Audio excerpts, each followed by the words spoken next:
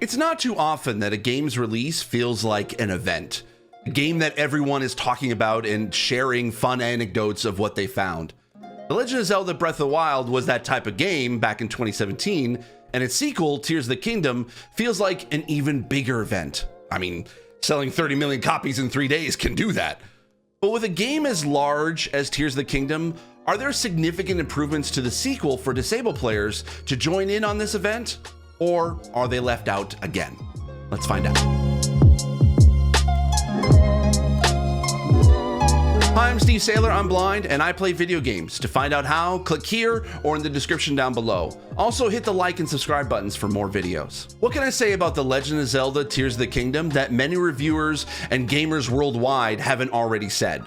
It truly is a masterpiece. It encourages and rewards exploration at every turn. It expands upon the lore established by not only Breath of the Wild, but also over 3 decades of Zelda games before it. It somehow doubles the already vast land of Hyrule from up in the sky to all the way down to the unexplored depths below, all while on the same 6+ year-old hardware. It truly is a technical and creative feat of game design. Playing Tears of the Kingdom myself, I am transported back to when I first picked up Breath of the Wild, which was my first Zelda game ever. And I was loving every minute of being able to play it anywhere. At that time, I had a commute on a bus that was 45 minutes twice each day going back and forth to work. That was my Zelda time. It was my way of relaxing going to work and winding down coming home from work. While I don't have that commute anymore, playing Tears of the Kingdom still brings back those memories and feelings I had when playing Breath of the Wild. The only difference now is I've learned a lot about game design and accessibility in that time. Where I see the major failings of the game when it comes to accessibility, but I also see where Nintendo was able to make unintended accessibility. I'll be honest, Tears of the Kingdom is both amazingly good and amazingly bad for accessibility. I can make a large list of things that are bad and then make another list equally as long about the good. For instance, the game is terrible for blind players, but has some elements that are great. On the other side, the game is fantastic for deaf and hard of hearing players, but also has some elements that are step backwards for those players. It really is both good and bad game design when it comes to designing specifically for accessibility. I've talked about this in another video that you can check out here, but I'll summarize a bit now on my thoughts on this. Nintendo doesn't design with accessibility in mind. They don't have that kind of culture where disability is a core pillar of game design that other studios have adopted. However, Nintendo does design for a particular audience. They want to have their games playable by anyone regardless of age, not ability, which has unintended accessibility benefits and challenges. So let's talk about deaf and hard of hearing players first. Tears of the Kingdom is amazing for those players. Every piece of dialogue is subtitled, although I do wish that the cinematic subtitles had a background to them like the rest of the dialogue does. But they do caption most of every NPC sound, such as the weird sounds that characters groan or exclaim that normally wouldn't get subtitled in other games, but this game does. Including when someone sings, there are musical notes to indicate that a character is singing. It also has a lot of visualizations for sound with its noise indicator to let players know how loud they are when trying to sneak up on enemies. There are even arrow trails to tell you where an arrow is coming from. It's not perfect as it doesn't visualize when an enemy is hitting you from behind, but there's enough there where it's still playable and not a thing that prevents you from progressing further in the game. But there are also other things that the game does that are equally as bad. There are at least 2 quests that we have found that do have an audio element to it where you have to follow the direction of a sound. But in both those cases, there are other channels of information that help a player solve those quests without relying on sound alone. It's not a blocker per se, just a different longer path to the same solution. There are also audio cues from different types of enemies that if they're off camera are not noticeable to deaf and hard of hearing players. Also, they can't hear musical cues that kick off when an enemy is attacking from off camera that would tell a player something is coming towards them.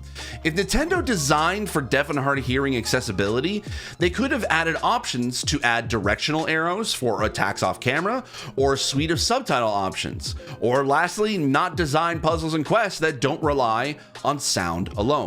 Now let's talk about motor disabilities. If you played the game or even if you follow it on social media, you've probably seen the conversation around people constantly hitting the wrong button when they don't intend to. I am also one of those players. I am constantly throwing weapons when I want to fuse them, or crouch when I want to run, or choose an apple to fuse to my arrows instead of a fire fruit. The game is a control nightmare with the weird button combinations to do everything that makes people what I like to call finger dumb, where your fingers are pushing a button that your brain thinks is something else. There's no remapping of any of those controls. There are options for inverting controls or swapping the jump button, but that's about it. However, there are moments of great motor accessibility, like when you're gliding in the air and then take out your bow. The game slows down, giving you enough time to aim and fire multiple arrows while still in slow motion before you hit glide again to take you out of slow motion. Or, this was in Breath of the Wild too, the fact that once you are on a horse, if you're on the main road, the horse will auto steer to stay on the road for you. Once again, if Nintendo designed for motor accessibility, they could have added control mapping or allowed more toggles for button holds, or potentially allowed for better sorting of items, or eliminating the need to push 6 buttons to do a thing when only 3 could have been used. Let's move on to blind players. The game is equally as bad. There's no screen reader, and because a lot of the in-game dialogue isn't voice acted, 80% of the dialogue is completely missed.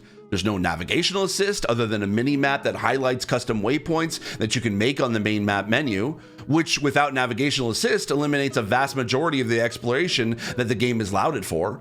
Also, when using special abilities, it is difficult to know how to use them effectively because it mostly relies on vision to see what to do. But on the other side, there are a lot of audio cues to tell you if you are low on health, when Link takes damage, or deals damage each time there are sound effects to each hit. Speaking of the music cues earlier, there are musical cues to let you know when you're being attacked, when you're riding your horse, whether you're underground or in the sky, or what area of the map you are in. Also, the in-game menus have improved, including an increased UI size for low vision players in the item weapon selection menus. It's not that much bigger than Breath of the Wild, but it is larger to be noticeable. But once again, if Nintendo designed for blind accessibility, they could have added a screen reader, added a navigational assist to help with exploration, increased their audio cue library to include sounds for individual items based on category, or even have all their dialogue be voice acted or narrated. Lastly, let's talk about cognitive accessibility. This game can be a cognitive nightmare at times. Remember when I mentioned people are becoming finger dumb with this game? Yeah, that's actually part of cognitive accessibility too. The way that the controls were designed to function doesn't have a proper flow to them that is easily memorable. The constant switching of weapons because of degradation, they're searching for the specific item you want to fuse to an arrow while in the middle of combat, the times you constantly hit the wrong ability or accidentally throw away a favorite weapon makes players think it's their fault. But after 30 plus hours in my current playthrough, I still haven't gotten comfortable with the controls just yet, and I can imagine that everyone feels the same way. Also, while the open world and the freedom it presents are really fun and make it a joy to explore each corner of the world, the lack of signposting to help you progress is barely there. In one of the quests, 3/4 of the way through, you have to fly up in a balloon in the air to see something down below. When you're almost done, the NPC says to jump off the balloon and then float below. But if you don't have the glider at that point, if you jump, you'll immediately fall to your death. Now, it could be argued that yes, you are more likely to get the glider before this quest anyway. However, the quest doesn't tell you if you need something to complete the quest. It doesn't say, hey, you don't have a glider, come back and we'll fly up when you have it. And that's throughout the entire game. But you know, there are also things that the game does really well for cognitive accessibility. You can go at your own pace. If you want to explore Hyrule to get shrines, you can do that. If you want to focus on the story, you can do that. Its freedom, which I know can be problematic at times, is also one of its strengths cognitive-wise. It highly rewards neurodiverse players who will enjoy turning around every single rock. Whether it's a Korok seed, or a treasure chest, or a creature with a high chance of dropping much-needed weapons or materials. Another great cognitive accessibility design is that there's a chat log when you're in a conversation, so if you miss a piece of dialogue, you can reread it. The new recipe book, where if you successfully cooked a new recipe, that gets logged into the book, so you can bring it up and it'll tell you what items you need, what you have, and what you are missing. And once you have all the right ingredients, it will select those items for you from your inventory, put them in your hands, and ready to be put in the pot to cook. That has saved me many times trying to figure out what combination I forgot I needed to make food that has those extra buffs I need. But if Nintendo designed with a cognitive accessibility in mind, they would design easier to navigate subsystems and menus. Also add a little optional assistance, such as a tooltip for signposting to help the players a bit more, or inform the players, hey, you don't have X, come back when you have it. In conclusion, Nintendo are geniuses at game design. They designed and often wrote the playbook for most game genres we hold dear today as the pinnacle of gaming. But as time has gone on, game design has modernized, and part of that modernization is accessibility and customization. I'm not saying just adding options is the ultimate solution, as most games require so many different ways to balance design and options for accessibility.